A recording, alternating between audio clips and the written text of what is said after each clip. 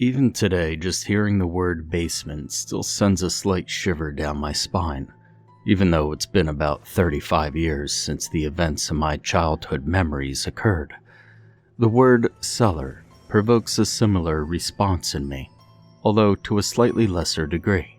In the movie Donnie Darko, Drew Barrymore's character claims that a famous linguist, it was actually J.R.R. Tolkien, once said that the phrase cellar door is the most beautiful combination of words in the English language. Well, he was wrong for saying it in the first place, and she was wrong for repeating it and perpetuating the idea that the phrase is somehow beautiful. It's not. It's downright disturbing.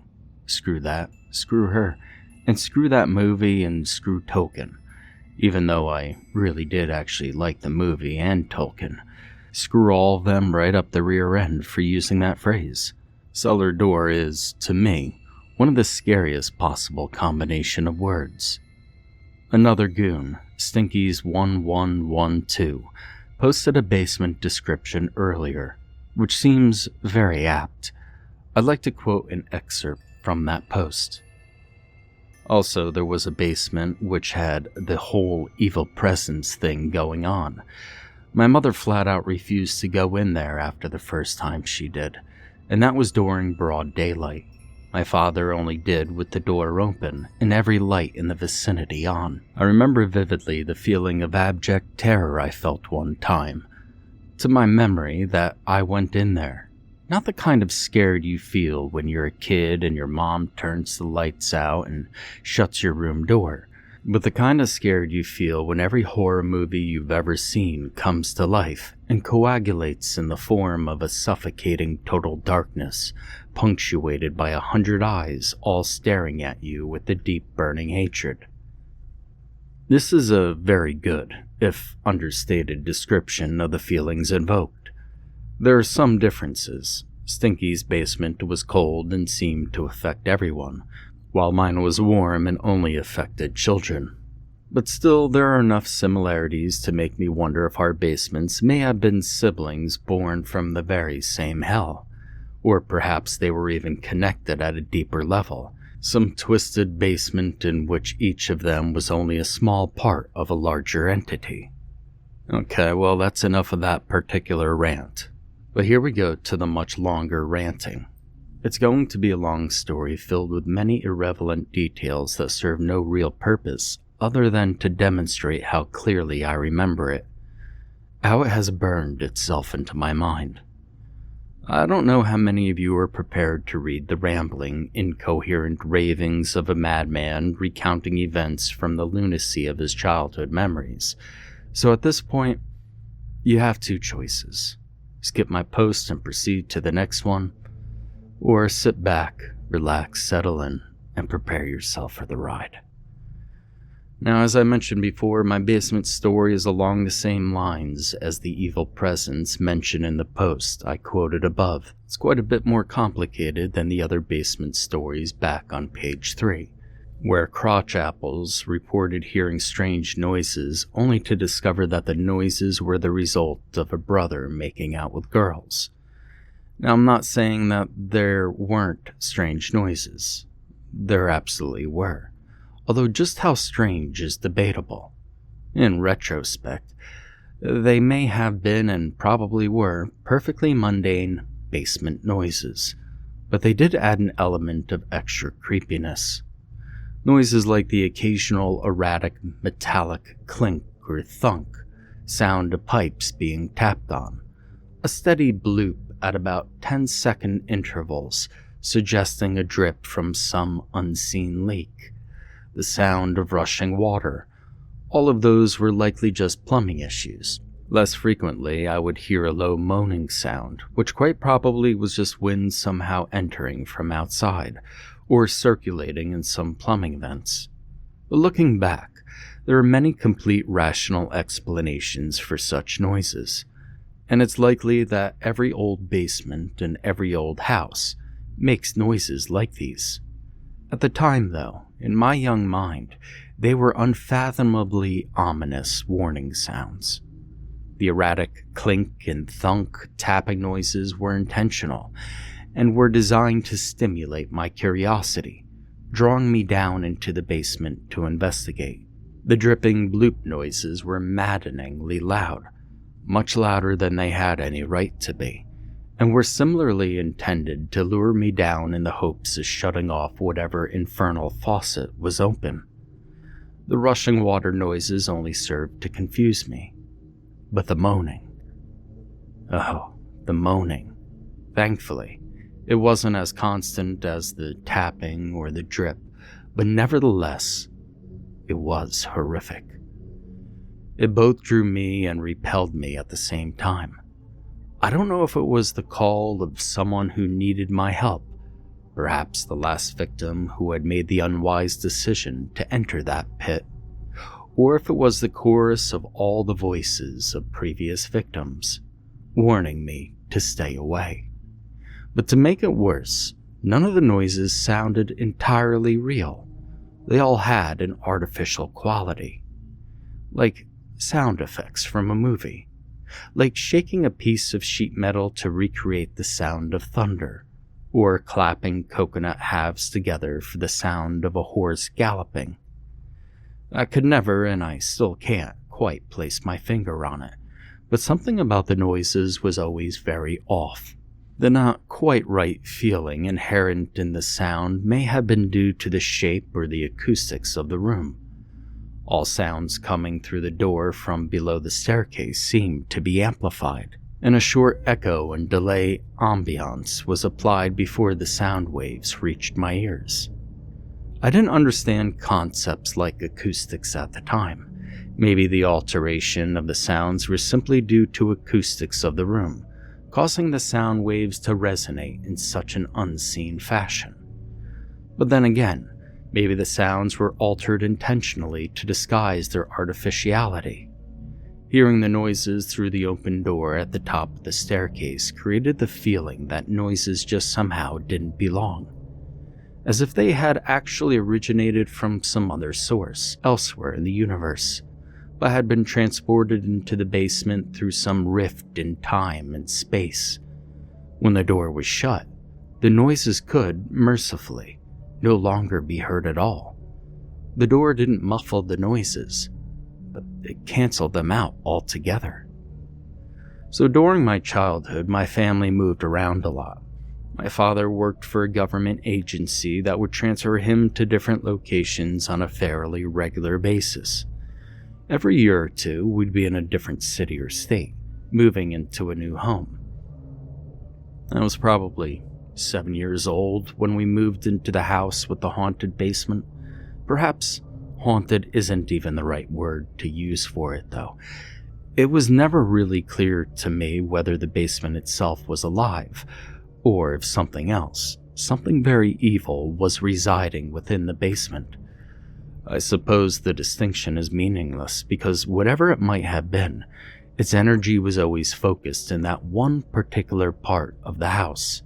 Now, I'm not certain exactly when, how, or why I came to the conclusion that it was indeed haunted, only that it terrified me to my very core. At some point within the first week of moving into this new house, before I had become aware of it, my natural inclinations towards exploring led me towards the basement, just to play around as children often want to do.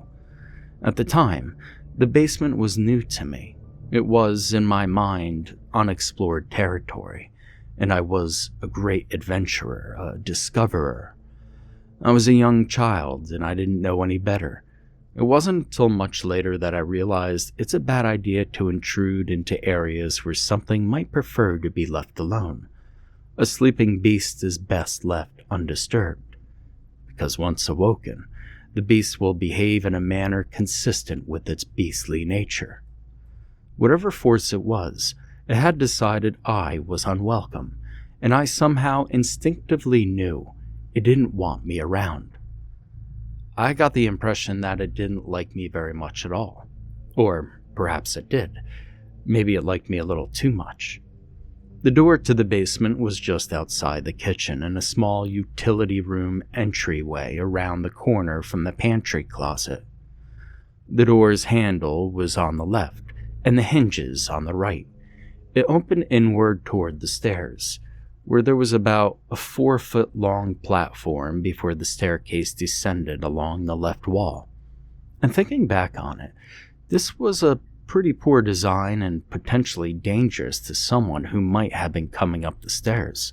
The door opening at the wrong moment could easily knock someone down the staircase, or plummeting over the railing. Of course, I never thought about such things at the time.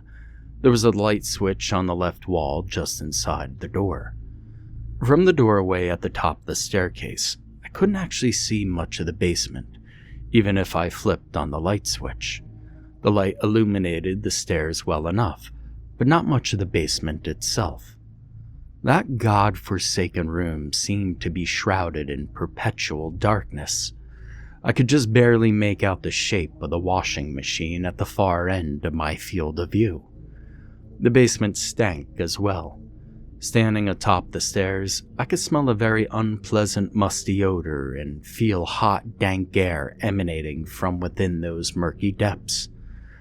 I could also feel a presence, like it was both sentient and secretive. It knew something I didn't, and it wouldn't reveal its dark secrets unless I went down and succumbed to its clutches.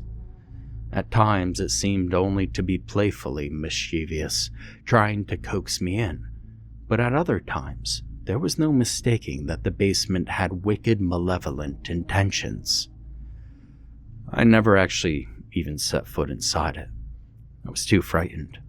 Just looking down into it, I could feel the small hairs all over my body standing on end, as if even my very skin could sense the danger that lurked within that subterranean crypt, awaiting my arrival. I distinctively remember standing in the doorway at the top of the stairs, staring down into the emptiness, the dark abyss of the unknown and unknowable, desperately trying to muster up enough courage to descend into what I was convinced must be a magical portal to some other world, simultaneously wondrous and terrifying. I could never do it. Fear would paralyze me before I could take even the first step down that foreboding staircase. I would stand there in complete and utter horror, sweating, on the verge of tears, until eventually something would snap and I'd regain just enough control of myself to run away. And run I did, every single time. Now eventually my fear of the basement and whatever evils lurked within extended to even the doorway which led to that monstrous room.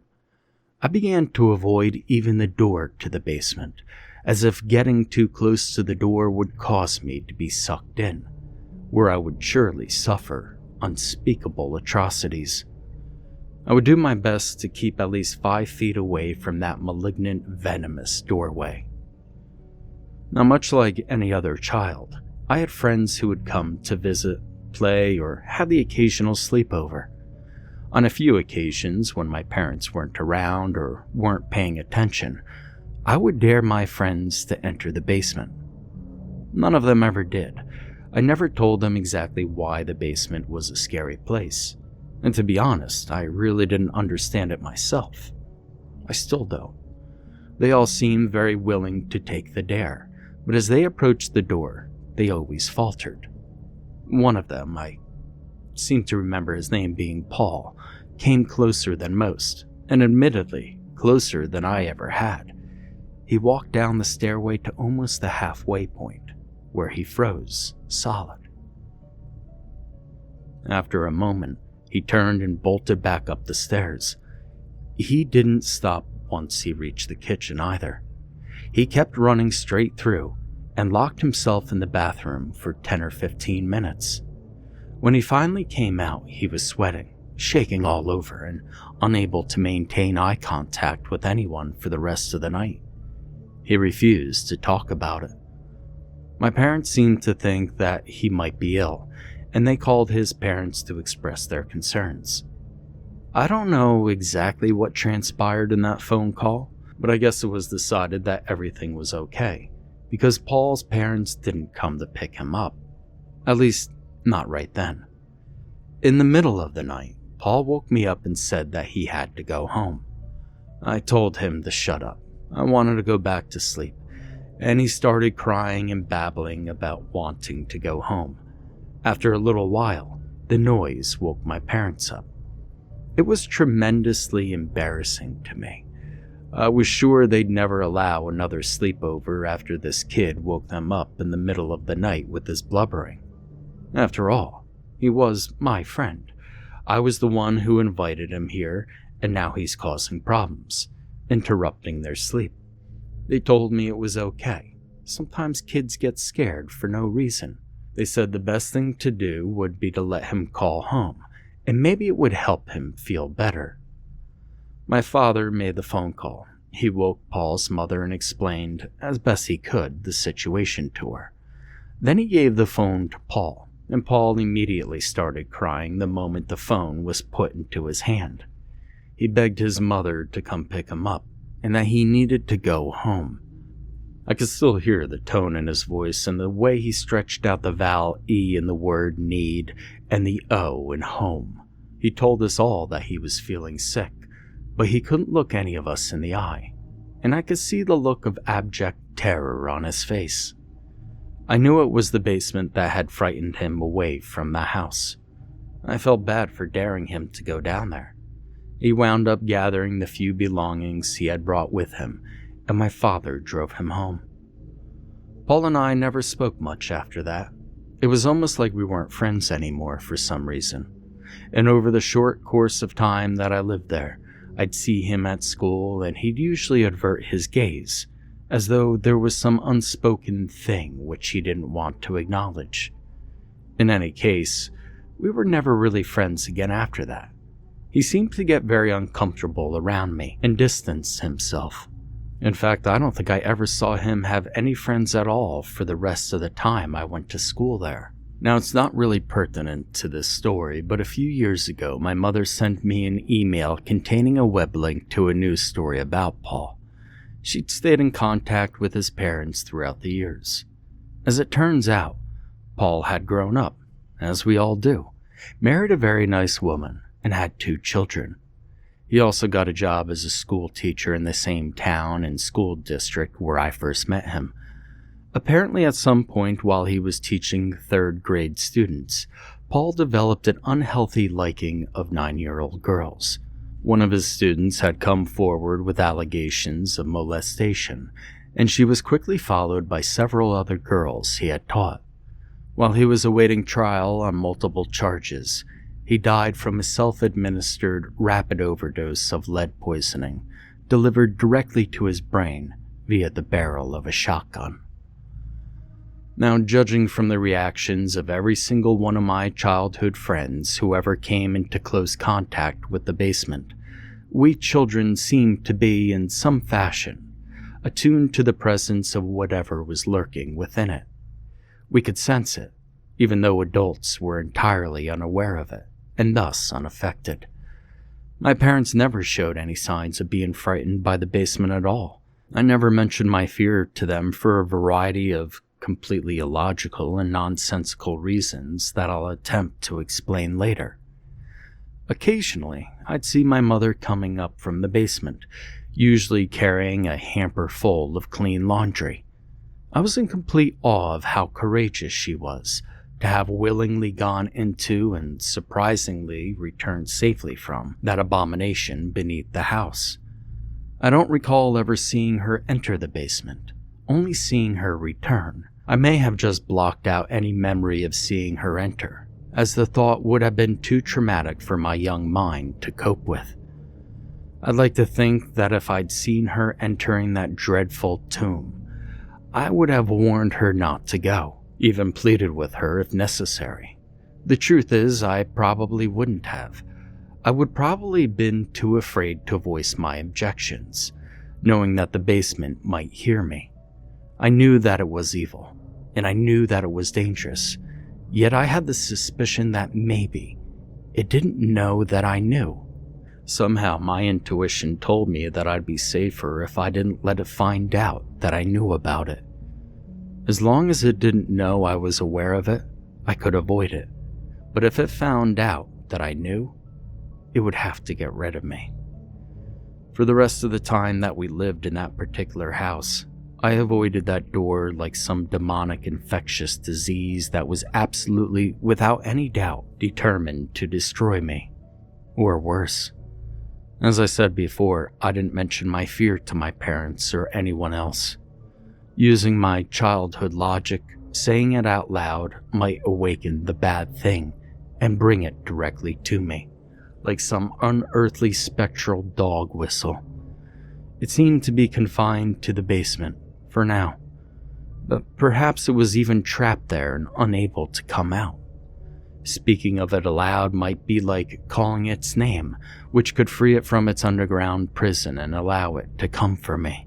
I tried my best to hide my fear, because I somehow knew that if my parents found out about that fiendishly diabolical and loathsome entity, then the basement would be forced to deal with them as well. As old superstitions go, saying something out loud calls it to you, and telling someone else brings it to them. Looking back on it, I suppose they had to know how frightened I was, even though I'd never told them. I don't think they could have possibly not noticed how consciously I avoided that door, and how quickly I moved when I did have to walk by it. Now, after about a year, we moved out of that house to a different state. I still remember that basement, well, what little of it I actually saw, in great detail, and I'll never forget how I would become consumed by sheer terror whenever I came into close proximity to it. Update. More recent times. A couple of years ago, while I was visiting my mother, we were talking and something reminded me of all of this. I don't remember what exactly. I don't remember what the topic of conversation was at the time. Most likely something inconsequential. But something she said, or something I said, or perhaps something on TV reminded me. All it usually takes is hearing the word basement, to be honest. And in an offhanded sort of way, I mentioned it to her. I don't remember exactly what I said, but I remember being shocked by the way she reacted to it. What I said was probably something mostly innocuous, like, "Remember when I was little, how scared I was of that basement?" And she just stared at me blankly, with a very strange look on her face, and didn't say anything at all. After a few seconds, and not your usual few seconds, these were seconds that felt like days or perhaps weeks, timeless and infinite seconds, during which I became increasingly uncomfortable. When the silence had reached a deafening crescendo and my discomfort level had peaked, I tried to change the subject. She wouldn't allow that, and to my horror, she only stared at me quizzically and asked me to repeat myself. The remainder of the conversation proceeded something like this. "What did you just say?" Yeah, never mind, it's nothing. I was just thinking out loud." "No, you weren't. What did you just say?" "I'm gonna get another cup of coffee, Mom. You want one?" "Now stop avoiding my question. I want to know what you meant. Something about the basement." It's not important, really." "Tell me."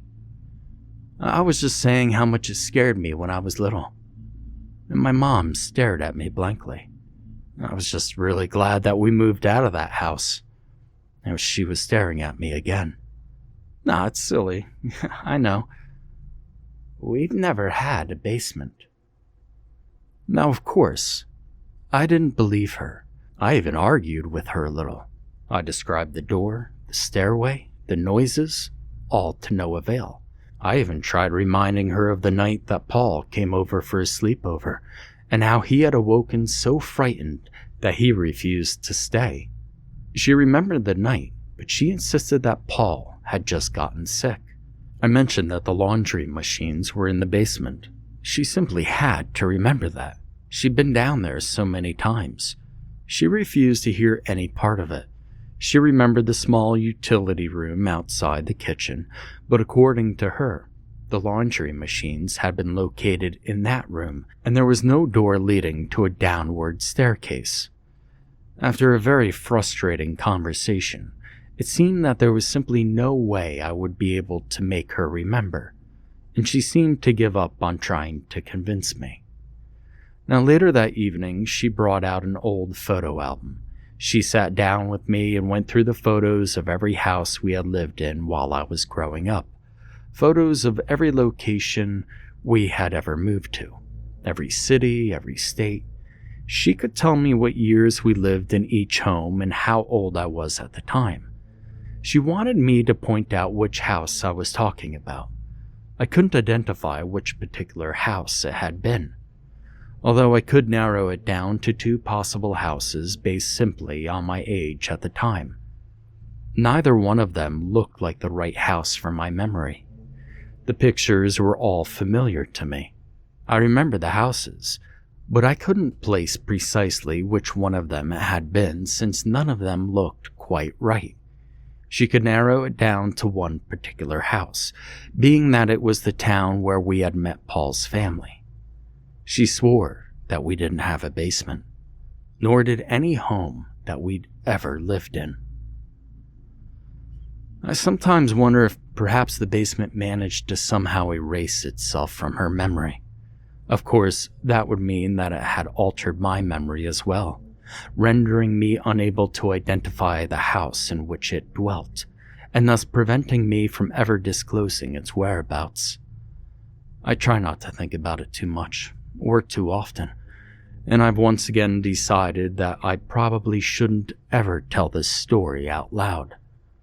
Rationally, I'd realize that there's no danger in vocalizing any of this, but a part of me still thinks that there just might be. I've nothing to gain by saying it out loud, but I also stand to lose nothing by remaining silent about it, just in case it can still hear me.